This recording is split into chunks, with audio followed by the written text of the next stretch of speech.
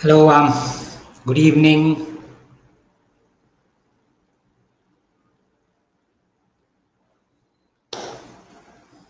So, welcome to yet another session of AMA. Ask me anything. Okay, hope you can hear me. Okay, so today we will be discussing about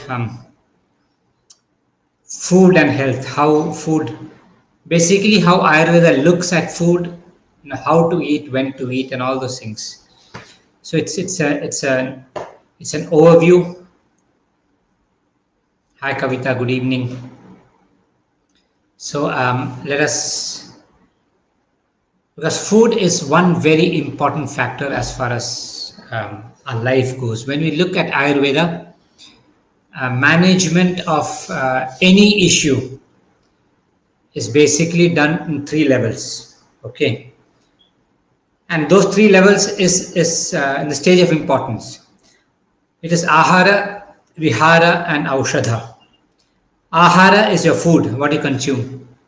Eat or drink, whatever it is, what you consume. So ahara is given the primary importance. The second is vihara. Vihara is your lifestyle. Okay, lifestyle in the sense, what time do you get up in the morning, when do you go to bed, whether you're doing exercises or not, whether you are taking a shower every day. So all the small things, whatever happens during the day is called vihara. Okay, so first importance is for ahara, your food. Second is your vihara. And if your ahara and your vihara is properly followed, then the third one, that is aushadha, or treatments or medicines are not necessary at all. So the least importance has been given to the treatment aspect, the aushadha. So that much of importance has been given to ahara. That is the first and the most important thing. And when we look at this body, okay, we always say you are what you eat. Okay, so if what goes inside is proper, then this body also is proper. When you're building a house, when you're constructing a house, you can't expect the house to stand really tall and strong if you use the worst kind of cement and you use bad stones, bad bricks, and all those inferior quality material. You can't expect the building to be strong. The same way, if you start putting in the wrong kinds of food or inferior kinds of food and then expect your body to be healthy, I don't think that really works. Okay, so slowly let us get into what Ayurveda says about food. Food, there are two things, as I said. One is ahara and the other one is aushadha. Okay, ahara is food. It says rasapradhanam aharam. Okay, food is something which is basically dominated by its taste.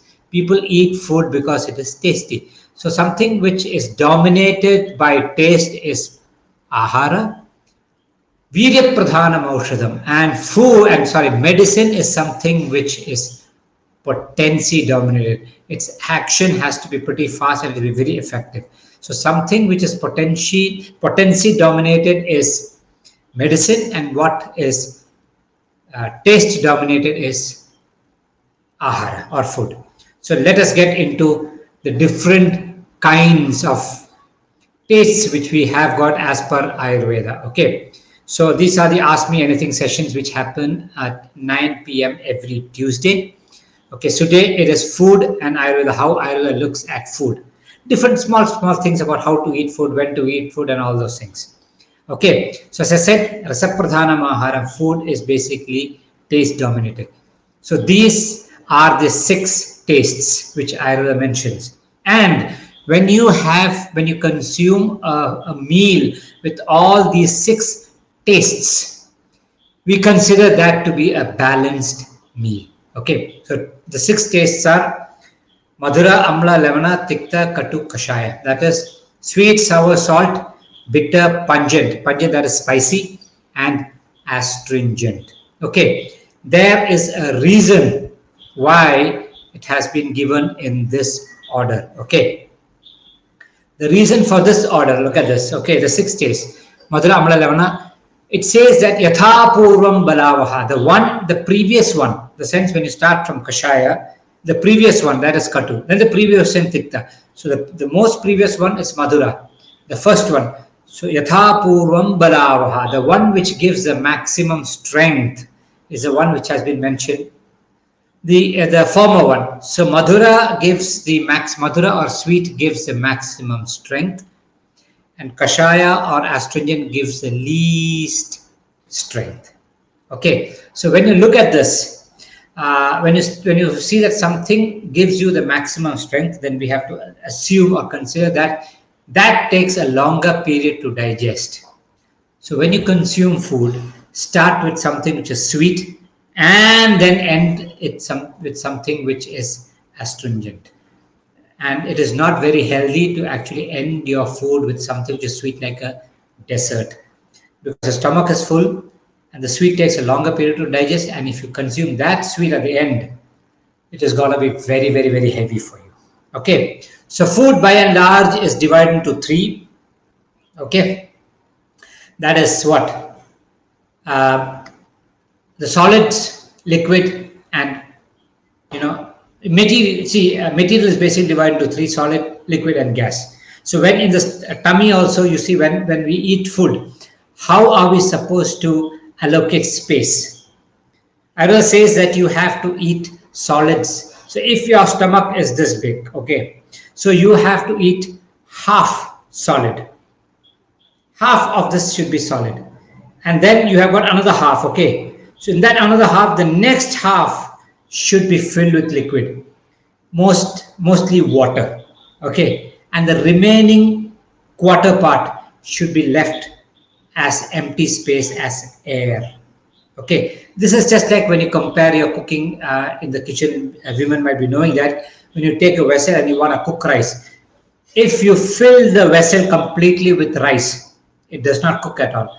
So only half of the vessel should be rice. You pour water, and the water level should be this much above the rice, and then a little bit of space is actually left for space. So as you keep on heating it, then the rice actually cooks properly. The same cooking happens, whatever happens in the kitchen, the same form of cooking happens in the tummy also. So that is why we say, for solids, half is solid, the remaining quarter part is liquid, and then the remaining quarter part should be gas. So this is the way you have to eat in Ayurveda. Okay, that makes a lot of sense. Okay, so now when to eat. Ayurveda, if you look at Ayurveda texts, most of the texts were written, the early texts, somewhere around 5,000 to 7,000 years back, so that is pretty old.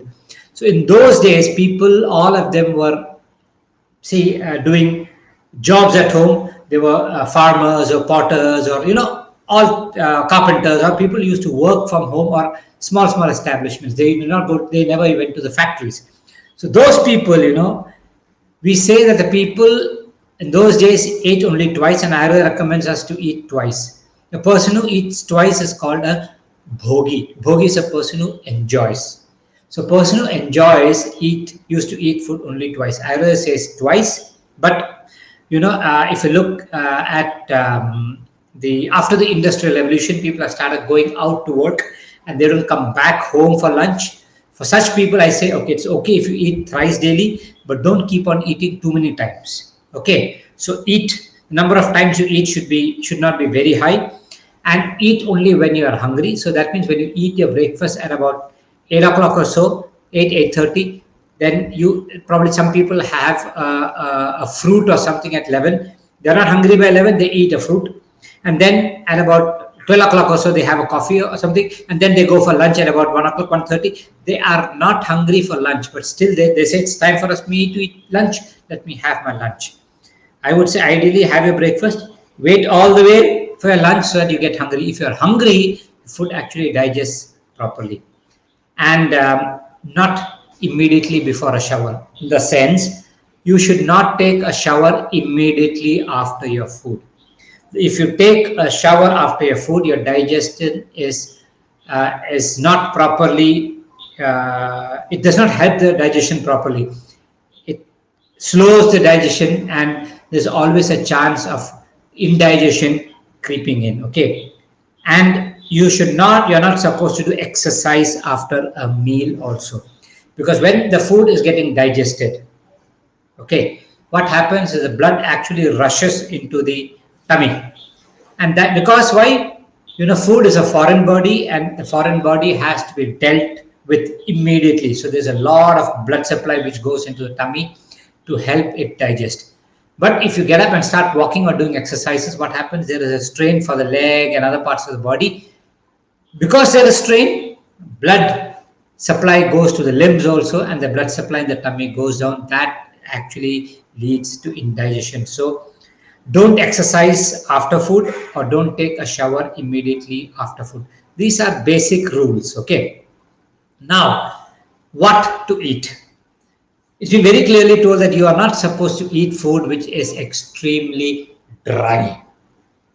Okay, it does not help, because dry food by and large is not something which can give you a lot of nutrition. So it's always good to have food which is, you can mix something into it, you can add ghee into it. Okay, and see that the food in Ayurvedic language we say, don't take rukshahara, go for snigdha ahara. That means which is actually got a little bit of which is oily, a little bit of oily thing, and which can give you a lot of nourishment. And make it a habit that you eat seasonal food, in the sense you go to the local market and see what is available. The season of mango is there, you can enjoy mango. Then guava comes, you can enjoy guava. Then every season you have got some fruit or some vegetable coming. Stick to those seasonal foods. Okay, and Ayurveda recommends us to have mostly cooked foods, because the theory is that once the food is cooked, okay, because cooking happens here also. So once the food is cooked outside, it is easily cookable inside also. So it's very important to eat predominantly cooked foods. Never mix, okay, cooked and uncooked foods, because uncooked food takes a longer period to digest, and cooked food takes a different time. So if you mix both and have, we call that viruddha. There are 18 kinds of viruddha which Ayurveda mentions. Out of that, this is also a viruddha. And then traditional food. So it depends upon which part of the world you are from. Okay, say for example, if I am from Kerala, where we eat a lot of coconut, we cook also in coconut oil. We have a lot of things rice which actually grows around us. So we are used to, that is my tradition. But if I go to the next state, Tamil Nadu, they cook in sesame oil, and they have other foods. So you have to, when you go up north, the people eat very less rice, and they consume more of rotis, wheat. So it's always good to stick to your traditional food, because that is actually closer to your genetics. Your health stays in your traditional food and seasonal foods. Okay. And now what? Water. When we look at water, so there is no recommendation of you drinking 2 liters or 3 liters or 4 liters of water. And if you go through the recent studies, there are a lot of studies which actually tell you about instead of dehydration, the opposite of overhydration is equally dangerous. When you drink more water, it is equally dangerous as drinking less water. Okay, so drink whenever you feel like drinking. After food, if the food is extremely dry, as I said, you probably feel like drinking more water. And drinking water depends upon what kind of job you do. If you're somebody who works in the field, you probably need more water. If you're somebody sitting in an AC room, desk work, you might need only a little bit of water. Okay, it depends upon what kind of work you do, and also depending upon the season. Summers, you might have to have more water. Okay, and then you can have, I will say, so you can have water before food, during food, or even after food. Okay, some people say 1 hour before food or 1 hour after food. You're not supposed to drink water along with food. Okay, Ayurveda does not recommend any of those things. Ayurveda says if you do something, it will always elicit a result. Okay, so when you drink water before food, there's a chance. Ayurveda says you will lose weight. When you drink water during food, you will maintain weight. And when you drink water after food, you will put on weight. Okay, so this is one theory which Ayurveda says. Okay, so as I said, drink when you're thirsty, and don't keep on gulping water. Drink little by little. There's no hurry. Okay, so this is about water also. Okay, so if you've got any questions, you can start posting your questions. I'll slowly get to that. Okay, so these are basically things about, I've just covered the basic things of what you call food and water. If you have got any questions, you can ask me, then I'll try to explain other aspects also. Any questions here?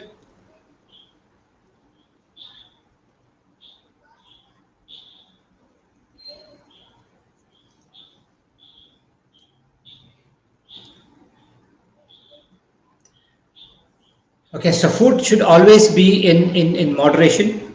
Don't overeat. And depending upon the season, yeah, Bhojanante Visham Vari. Bhojanante Visham Vari is not an Ayurvedic reference at all. Okay, so I know people have got this confusion, but Ayurveda says very clearly that if you consume food in the beginning of your meal, that means predominantly your stomach will be full of water, more of water, then you'll eat less. When you have it along with food, it's a balanced thing. And if you have it after food, you will put on weight because your stomach is full of food and it doesn't have too much of space for water. Okay, so your Bhojanante Vishamvari is actually, I forgot the reference. It is not from an Ayurvedic text. It is from some other person. I'll probably try to understand where you can. Let me get back to you. I'll get the reference for that. You Google it, you'll get it. It is not from an Ayurvedic reference. Okay. Okay. 1 second. Doctor, can you share a simple recipe to do detox at home? Emmy. Detox is something which is, it's a very commonly used word, and detox of the body is not something which can just happen like that. Okay, and if you look at Panchakar, we say detoxing or removing the doshas of the body is basically through Panchakarma, and it is basically a process. Okay, and in the sense when you have got all the toxins lodged in different parts of the body, there's a process by which we bring it to the gut before it is removed. So if detox is what you are, if that is the kind of detox you're thinking, in my opinion, it is not that easy to do it at home. Just drinking, some people say drinking lemon water or drinking that water and all those things will detox your body. I don't think so. But by and large, if you are disciplined, in the sense as far as your food goes, your sleep goes, and your exercise goes, you eat traditional food and you don't eat too much of junk, and you stay decently hydrated, over a period of time, your body will automatically remove a lot of toxins. I would say your body is intelligent enough to remove the toxins. Only thing is that we don't give it time and space. Sometimes we want to lead the same kind of lifestyle, but we want to go somewhere, get us detoxified, and again come back to the same lifestyle. I would say what you can do at home is to eat moderately, eat on time, eat traditional food, regional food, okay, and then do decent exercise moderately, and then sleep really well. Most of the things are detox from your body. Is eating too much fennel harmful? Anything too much is harmful. It need not be fennel. It can even be, even if milk or ghee or rice, anything you take, there's nothing like something which when you eat too much is good. Okay, sarva dharmeshu madhyamam is what Ayurveda says. That means in every walk of life, anything you do, try to be moderate about it. Does oats increase vata? Okay, oats is something, it is extremely dry. Okay, and if you look at the history of oats, from what I understand is oats has been actually created for horses. Okay, and I don't think even horses like it. and somehow it's being sold in the market for us to eat. And in my opinion, it is not a very, very, very healthy option to have as your breakfast. Okay, stick to something traditional and have. See, instead of oat flakes, I think if you are from India, it's always good for you to stick to rice flakes, not even cornflakes. Okay, stick to rice flakes. It is very healthy for you. Yeah, Preeti, what oils we use for foot massage and body massage or Abhyanga? If you look at, when you look at the body, by and large, coconut oil could be one of the best oils which you can use for the head. Okay, for the hair, because coconut oil has got an affinity for hair growth, it is one of the best oils for the head. But if you look at for the body, coconut oil is too, it is not that slimy for you to help when you apply on the body. A little bit here and there you can apply, but if you're looking at Abhyanga, the best oil is sesame oil. The base sesame oil would be the best option for you. Even for foot massage, yes, sesame oil is the best option. And sometimes if you need, you can probably take medicated oils also, but the base sesame oil is the best. Is it true that if you are not habituated to cooking in coconut oil, it increases cholesterol in the body? I don't know about the cholesterol part of it, because a lot of studies have happened in different parts of the world which says that coconut oil, now the studies are that the coconut oil will not increase cholesterol. But see, I would not want to say about coconut oil and cholesterol. Coconut oil as such for the whole body, when you look at it, if you are used to coconut oil, then coconut oil actually works well for you. But if you're not somebody who is not used to coconut oil, just because the researchers say that coconut oil is the best cooking oil, I don't think you should be shifting to coconut oil. If you are from Tamil Nadu, I would say sesame oil would be the best thing. If you are from Bengal, probably I think mustard oil is the best thing. Or if you're from some other part, groundnut oil would be the best thing. If you're from somewhere like Spain or something, I think olive oil would be the best thing. So depending upon what you're used to, I would say that is the best oil for you.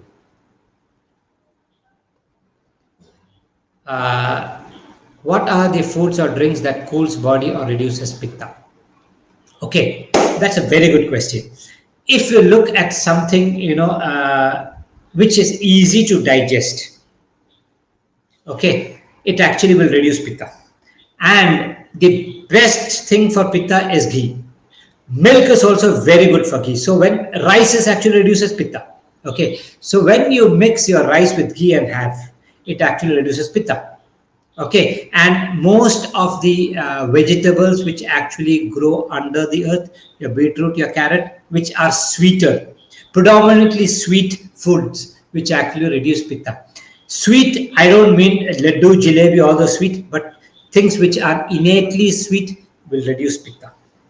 Okay, and one thing you should understand, when you look at the lifestyle, when you do too much of exercise, your pitta goes up.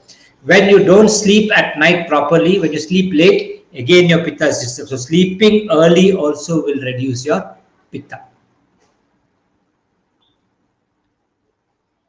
Does fermented food like dosa, idli and other?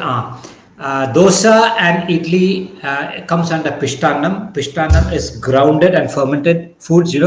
According to Ayurveda, pishtannam is not very good to be consumed on a daily basis, and especially when it also has got black gram urad dal. And when it is fermented, we believe that something fermented is not good to be consumed on a daily basis. That's the reason why we have got a lot of restrictions for curd also. Okay, idli dosa by and large, once it goes inside, it is abhishyandi, it increases the kapha, and it also blocks all the channels. So it is not a good food to be consumed on a daily basis. Fermented rice mixed with buttermilk and spices considered very nutritious. What is your opinion? Is it for everyone? Fermented rice mixed with buttermilk and spices, in my opinion, fermented rice, I think it is the rice which is carried forward from the previous day. Okay, in Malayalam we call that paranchoru. Okay, Tamil they call that palay sadam or something. In my opinion, it is actually nutritious, yes, but is it good for all people? Is the next question. No, it is not good for all people, because food that is actually carried forward from the previous day, we have got the belief that it contains a lot of tamas. It will increase kapha. So person, it gives a lot of strength for a person who goes to the fields and works hard labor, physical hard labor. For him it is good. But for a person who's sitting in the office and not doing too much of physical labor, that means a person who is actually getting work done, okay, either from a computer or from some other people, for him it is not a good food to have on a daily basis. For taste, you can have, but not good to be consumed on a daily basis. My elders say that having raw egg is more beneficial for my osteoporosis than having cooked egg. Um, I would not say that you should be consuming raw egg. There are other things to it also. It's also about the infections which a raw egg can carry in it. Okay, the moment you cook it, that part is taken care of. Okay, cooked egg is also okay for you. Don't worry at all. And osteoporosis is not something which you need only calcium. There are a lot of other major 10 to 12 minerals in it, phosphorus, magnesium, okay, calcium, iron, lot of things. Bone is actually the bank of minerals, okay. And we assume that people pop in calcium tablets to manage osteoporosis. No, you have to have a balanced diet and do a lot of physical exercise. When the muscles are strengthened, automatically after a point of time the bones get stronger, because bones is made of a lot of minerals, not only calcium. I think to be on the safer side, have boiled eggs itself. Can you talk about the importance of oiling navel? Oiling navel, as far as my knowledge goes, it is not a very popular thing which has been spoken in Ayurveda. But yes, it is where a lot of nadis come and meet. So people, when in conditions like tummy ache and all, yes, we apply oil in the navel and then we provide heat. But as far as general health goes, and when you do Abhyanga, that importance of oiling the navel has not been given. They say Shirashravana Padeshu Tam Visheshana Shile. Head, ear, and feet has been told are the places where you have to oil specifically for getting better benefits. Navel has not been given that much of importance as far as Ayurveda goes. What should a person do if he has Vishamagni or Mandagni? Oh, okay, these are technical terms. Vishamagni is basically for a Vata person, where Vishama is, he's unpredictable. Sometimes he's hungry, sometimes he's not hungry. Okay, and Mandagni is basically a Kapha person, where he is, his digestion is actually very slow. Okay, you can't do much, Anirudh, for that, because that is their Prakriti, and you can't do much about it, and that cannot change. You only have to work around it. Okay, so if a person is got a Vishmagni, sometimes he doesn't feel hungry, don't eat too much. But when he feels extremely hungry, also don't eat too much. Okay, you should basically go in moderation. Likewise, a person who's got Mandagni, that's a Kapha person who's got Mandagni. Don't overeat. Okay, you have some timings and you see that you eat little bit. Okay, that will actually promote your Agni more. And the foods which you kind of eat also, for a Mandagni person, see that you add a little bit more spicy food into it. Not the chili one, the pepper or the dry ginger, and see that it self-digests faster. Okay, even the drinking water you drink, probably you can medicate it with dry ginger or jeera and see that it also helps in digestion. It's important for a person with no health condition regularly consult Vaidya. If so, how occasionally? Okay. See, no health condition is actually a nice state to be. Okay, if you are that, you are blessed. But I would still say, it's like, how would I put it? You have got a car, irrespective of whether it's got a problem or not, a car goes in for service. Likewise, your body also has to go in for regular service, irrespective of whether you have got a health problem or not. It is always good to see what is going. There might be some small hitches here and there. It is always good to manage it then and there, rather than waiting for it to become chronic. So it's either a Vaidya or somebody you can consult. If you've got a friend, somebody you can have some talks, and it's always good for you to keep in touch with the doctor, even if you are not unhealthy. Okay, is it necessary to have protein 1 point? Shashikar, that question is actually a nice question. Lot of people say about talk about protein deficiency in our food right now. As a school going kid, I remember that protein deficiency was described as kwashiorkor, where the kids of Africa were shown where kids are so lean with big tummies. That is protein deficiency, and I am not of the belief that you see bodybuilding is not exercise. Bodybuilding is a sport.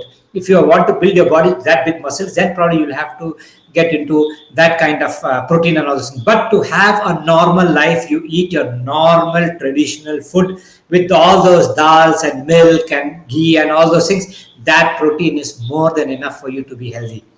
Other things, I'm not very sure that you have to have 1 or 1.5x of your body weight proteins. No, we are not protein deficient at all. How to get rid of constipation who has been suffering since childhood? Body is very stubborn to let out waste. Okay, so if a person is habitually constipated, then the person, we call that a vata person, the gut is dry. So if you look at the English language, the opposite of gut is opposite of dry is wet. But as far as Ayurveda goes, for dry we call ruksha, and for opposite of ruksha is snigdha or oily. So for somebody who's got who has got a chance, or who's got a tendency to get constipated, see that the food is more oily. You can probably mix a little of ghee in the food, or you can have a spoon of ghee in the morning on empty stomach, or at empty stomach, or at bedtime. And that ghee, after a point of time, will help him pass better motions. But you can't change the nature of the person. Okay, he'll always have a little bit of difficulty throughout.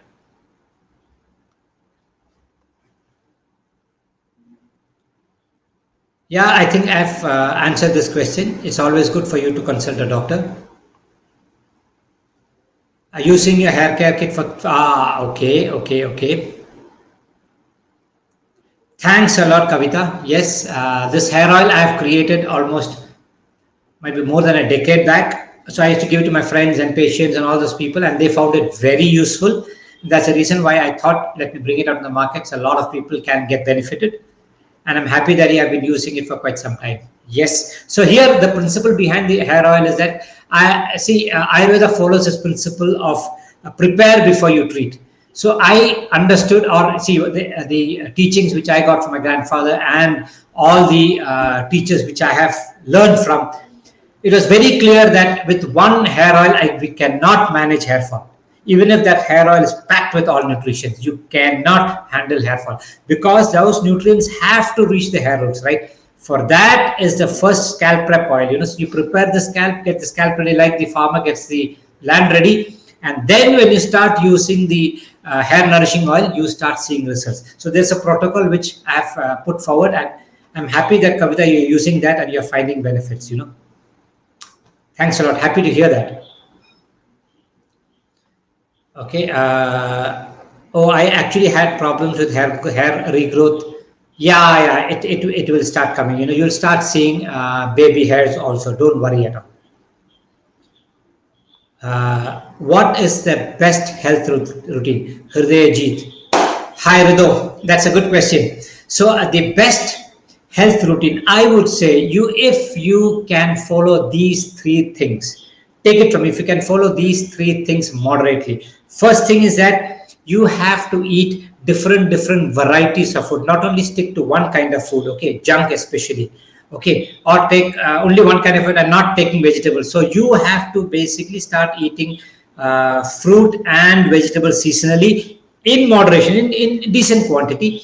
And then you have to sleep early and catch up with some very good sleep, because the body knows how to auto repair itself when you give it rest. And the third thing is that you have to make yourself physically active. You have to get into some sport, or you have to do some exercise to stay healthy. So food, sleep and exercise, if done moderately, are the three best things to stay healthy, Rido.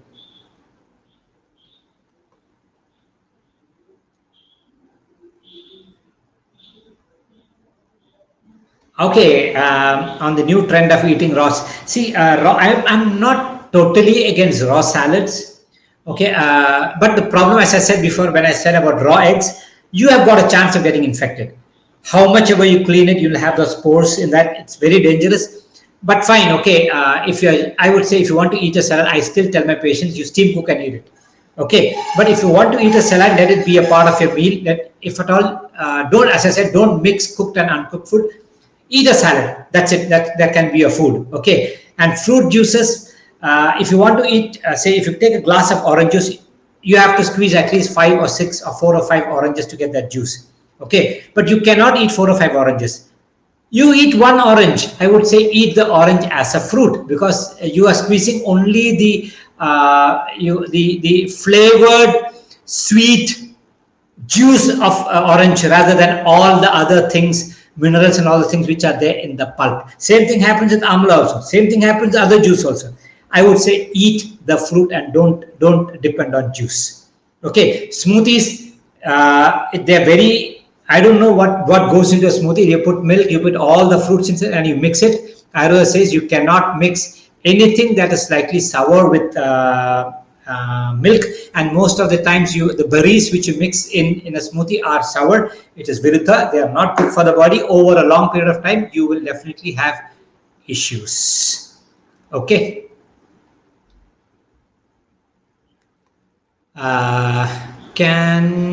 Let me see the next question. I'm not able to. Where is it? Okay, can you consume triphala castor oil daily for constipation? See, triphala and castor oil are two different things, even though they relieve constipation. Castor oil is better for the person who has got habitual constipation and whose gut is extremely dry, especially for a vata person. But triphala is something which is a powder which actually reduces the kapha for a person who sometimes get a constipation. Triphala would be better. But for a person whose gut is dry, if you start giving triphala on a regular basis, after a point of time, the triphala will stop working. Triphala will lead to constipation. So it's not good to consume triphala for a longer period of time like that. Okay. Everyone nowadays have vitamin D deficiency. Lifestyle have changed a lot. People don't do exercises. People don't get exposed to sunlight at all. First part of it. Second thing is that lot of studies have come where people have stopped consuming milk. I'm a big fan of milk, but sometimes the source might not be right. Okay, you can't complain about milk as such. Probably the quality of the milk which you get, the source might not be right, but milk, in my opinion, is actually superfood. And if you can consume milk and ghee, that will take care of a lot of things. And applying oil on the body and doing regular exercise will take care of a vitamin D deficiency. I would say get up and do some physical activity.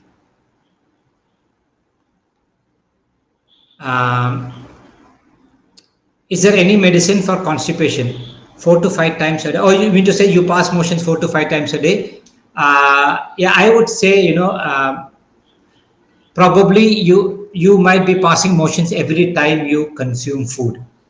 The best home remedy what you can do is when you're eating a pomegranate actually works really well. So when you're eating pomegranate, after you eat pomegranate, you got the peel of it, right? Dry it, powder it, and keep it. Okay, so when you have got loose motions, it actually works really well. You take a teaspoon of pomegranate, that the dried pomegranate peel, mix it with buttermilk and have it. It helps you really well in managing your bowel movement. It will work for you also. What are the best foods for Vata Kapha person? See, that is a very technical question. Vata Kapha person, where Vata is predominant or Kapha is predominant, something which you have to see. Okay, so either way, it doesn't make a huge difference. He has to eat food, as I said, to half his capacity, and see that he doesn't take anything which is extremely cold. Cold food increases Vata and Kapha. That is one common thing. Okay. And you cannot take something which is very hot. Also, if you take something which is very hot, it will reduce the Vata and Kapha a bit too much. So warm food is basically better for a Vata Kapha person. Don't take anything cold. And he should not also get exposed to anything cold. Probably seasons following, the rainy season or the cold season might not be very comfortable for him. And he should not go for anything which is extremely spicy, because the quality of Vata and Kapha are almost opposite. So you should basically go for things which are not too fattening. Exercise is something also which he has to do. Okay.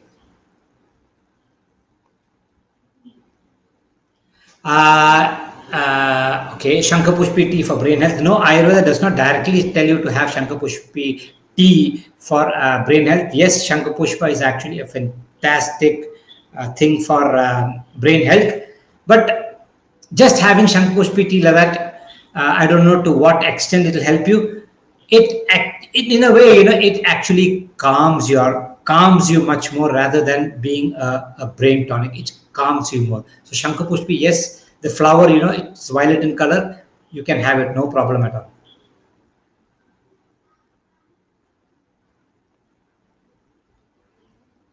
Pitta Vata person, the best food, Vata Pitta Hara is ghee. Again, we have come back to Shashika to the same thing. Okay, rice, milk, all those things are Vata Pitta Hara. Everything that can increase the kapha a little bit. Okay, which is actually good for a Vata Pitta person. Okay, and I would say a Vata Pitta person cannot skip food. He cannot afford to skip food. He should have food on time, even if you don't get the best quality of food, but see that you eat something which is not too spicy or too sour or too dry. Okay, and it can't be too bitter also. So you can have that whatever food you can have. Normally have a little bit of food and then relax a little bit. Don't overexert yourself as far as exercise goes. Also, Vata Pitta person cannot do too much of exercise. Fasting and its health benefits. Fasting is sometimes misunderstood. People suddenly decide to do fast.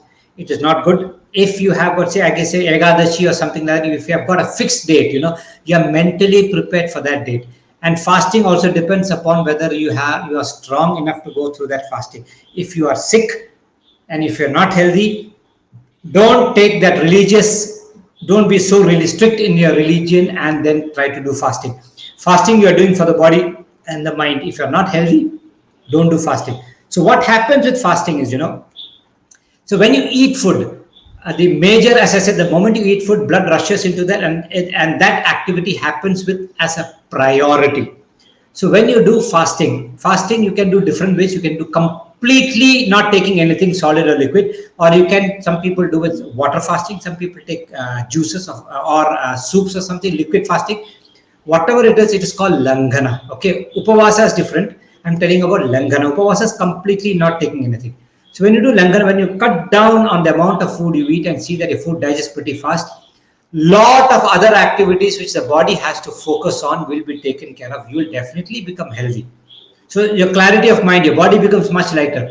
So yes, what you call fasting has got a lot of benefits, but intermittent fasting sometimes I really get confused because I don't think that has properly been placed. Okay. I don't think you have to be too focused on vitamin B12, right? Okay. Any milk and milk products sometimes, and most of the leafy vegetables and vegetables which grow on the creepers are good sources of vitamin B12. Okay, basically all vitamins. I would say you have a balanced diet is more important. If just because you pick up something, you cannot substitute it. You properly have a balanced diet and follow that for a long period of time. Okay, most of your things will come in place.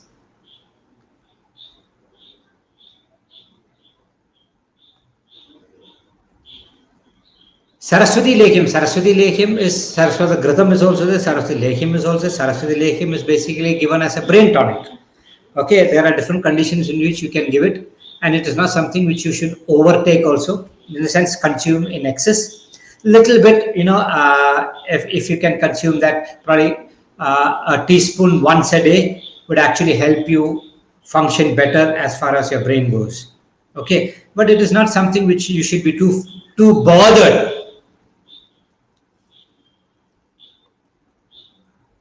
Allergy due to pollens and dust mainly during morning. Any remedy or any? Okay. See, there is something in your system which is actually creating that allergy. That has to be removed. Okay, Hariharan. just arresting that runny nose will not help you. Next time again, it will start coming. It is like, anything you take to stop it will only stop it temporarily. So managing it on a longer run is very important. So according to Ayurveda, Nasim is one thing which is very, very important. Nasim is basically pouring oil into your nostril. It gets all the sinuses, everything cleansed, and then it comes out. Because there is something inside your system which is getting triggered and this allergy comes in. So that has to be removed. Nasya is definitely the best thing.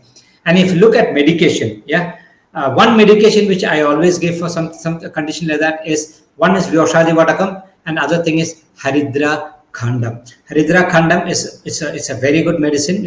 You can mix it with ghee, you can mix it with honey and have half a teaspoon or 3/4 teaspoon thrice daily. Okay, steam inhalation at least thrice a week, and then do Nasya. Lot of issues will come down. Okay.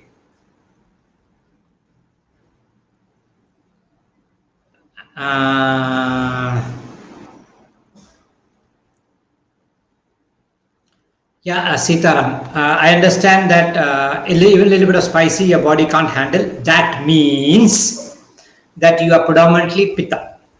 Okay, so I would not say that you should be consuming too much of spicy food, and you also might not be a very good candidate for complete fasting. You can do Langana, or you can probably be on some liquid fast, but complete abstinence of food might not be good for you. But going low on probably once a month, if you can dedicate yourself, might be a Saturday or a Sunday, if you can dedicate yourself to having only a little bit of liquid food, soups and all those things for the whole day, it will help you.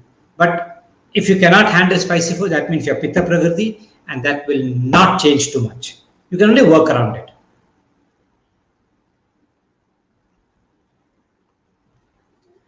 How to increase digestion? Digestion, the first most important thing, one thing is that, exercise. Okay, Laghavam Karma Samarthyam Deepto Agnir. Agni Deepti, increasing the Agni is one major quality of doing exercise. But if you have got indigestion, that means you have taken food or you have having a stomach upset, don't do exercise to digest it. It works on the other way. Okay.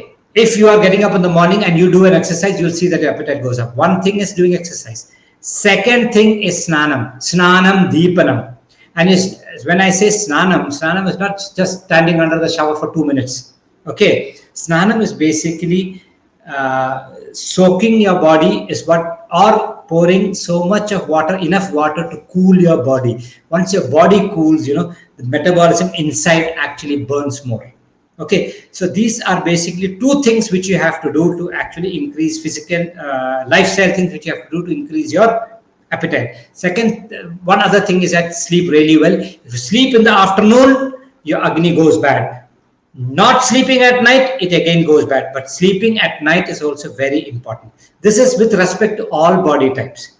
Okay, and then as I said, eat a little bit of food.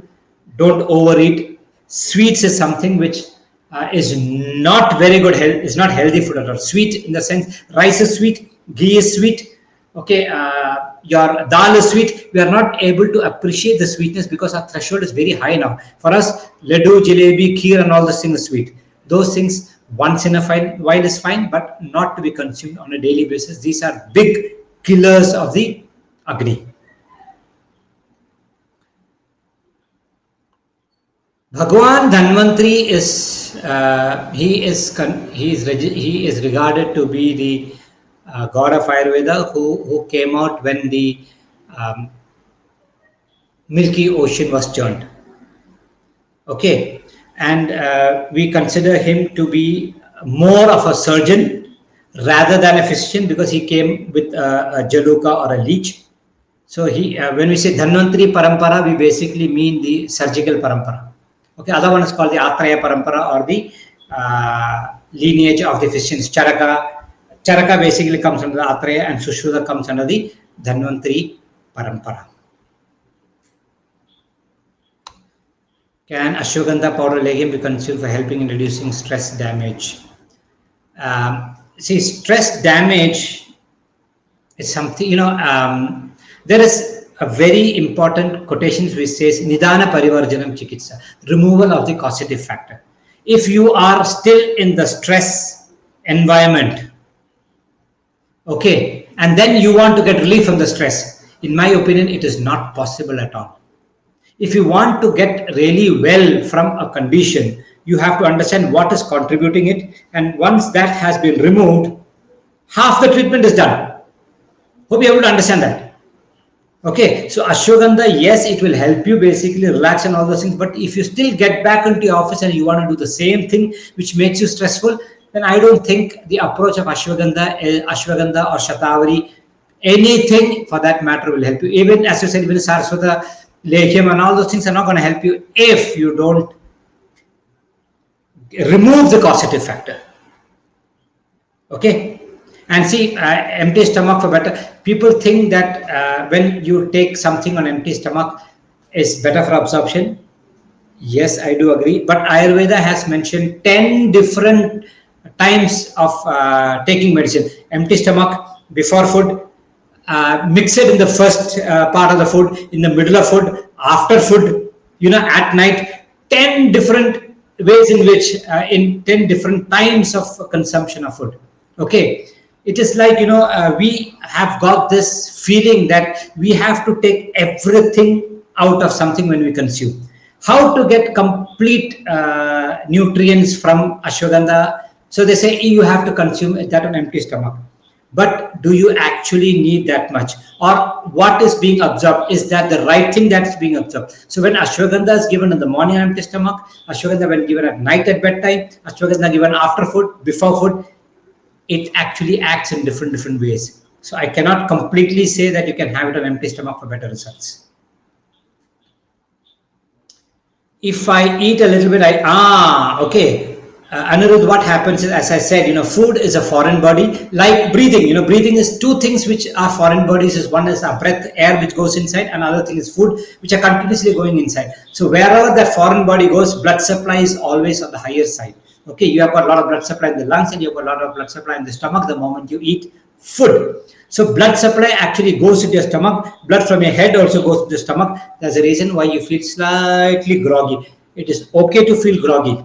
But if you're feeling too much sleepy, then probably you have got a little bit of extra kapham. You have to start doing physical activities more.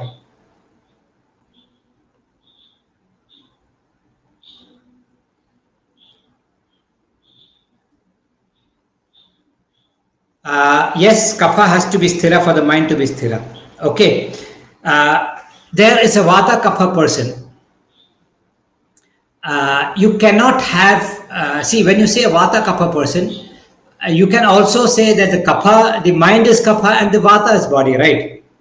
You cannot definitely, see, you here you have clearly said that the mind is restless. You took mind to vata and you took the body to kapha. It can never be like that. When you say a vata kapha person, okay, the body will not be that obese. Don't even think about it. Body will be slightly obese because you have got also vata in place there. And the mind will not be that restless because you have also got the influence of kapha there. Okay. When you have got predominance of vata only, you'll have the mind is extremely wavering. And when you've got extreme kapha only, you'll have extremely obese. So I think you have probably got the wrong combination here. Vata and kapha can happen. Okay, but the person will not be that obese and the mind will not be that wavering because you have got the influence of both. The thing is the same. You have to practice abhyasen. See, when you go through Bhagavad Gita, they say chanchalam hi mana Krishna. Okay, that the mind is very chanchal. It keeps on moving. Pramati balavadridam. What am I supposed to do? So what is it? Abhyasena tu kaunteya. You have to get it done by practice. That's what I said in the video. You start practicing by actually sitting idle. Okay, that will really help you. Do we have herbs that siddhas used? And if yes, according to you, would you be considered as the most? No, I don't consider anything to be like a miracle like that. Siddhas have used. See, if you look at the text, you see about 500, 600, 700 herbs that have been mentioned. Okay. And every herb, in my opinion, every herb is a miracle. the way I look at miracle is not that a person is lying motionless and you give and suddenly he gets up. That is not what I mean a miracle. That every herb can be put into some function, okay, that itself is a miracle. Okay, because we have got this quotation in Ashtanga which says, Jagatyeva anaushadham na kinchit.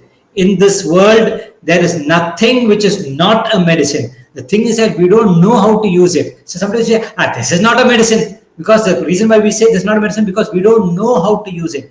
That everything can be put into use as a medicine is the biggest miracle, Hariharan. And that is what the texts have taught us. That we have to understand everything and try to put it into use.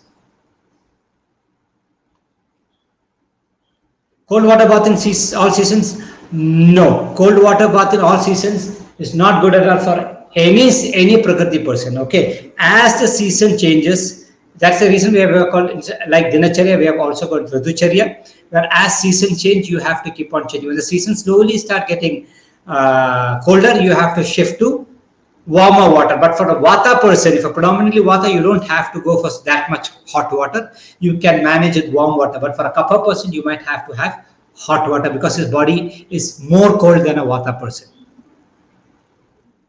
Okay, I think we are going too long. How to stop muscle breakdown for elders as their body shrinks quickly? Any suggestion to?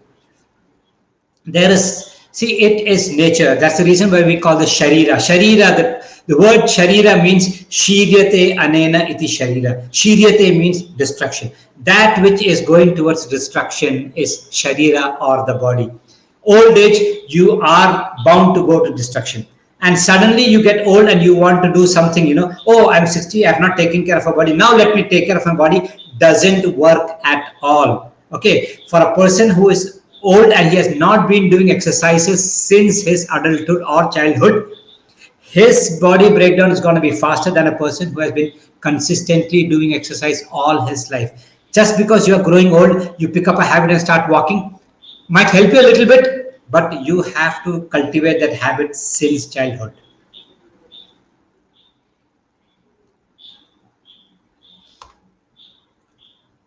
A person who is chubby, a Kapha Prakriti person is chubby and he is healthy when he is chubby. If a Kapha person tries to lose a lot of weight and tries to be really lean, he will lose his health and he will fall sick. Likewise, a Vata person who is lean, he wants to put on a lot of weight and he does a lot of things to put on weight. From the state of health, his Prakriti where he's healthy, he tries to put on a lot of weight, he will become unhealthy. You are healthy the way you are. Okay. After brushing, I vomit white yellow juice. I think you probably might be also scraping your tongue a little bit too much or putting the brush too much into your throat. I'm just guessing it. Okay. What comes out yellow juice is basically bile, and it is not supposed to come out like that if you do it on empty stomach. Okay. And I would say that if you are actually putting a brush inside your throat and trying to clean it, I would say don't do it too much and don't do too much of brushing. Brushing also has to be done in moderation. Okay, Sarva Dharmeshu Madhi, everything in moderation. Don't overdo the cleaning. Okay. So I think we have to end this session. It's almost an hour. We'll definitely meet with with further questions next week too. Okay, same time Tuesday at 9 p.m. on the same channel. Thanks a lot. Good night. Hariharan, last question. No. Sandal leaves don't have the same properties of wood, because even the wood doesn't have. It is a heartwood. The middle part of the thing is where you have got all the oils. It is not the leaves. Okay. So thanks a lot and good night.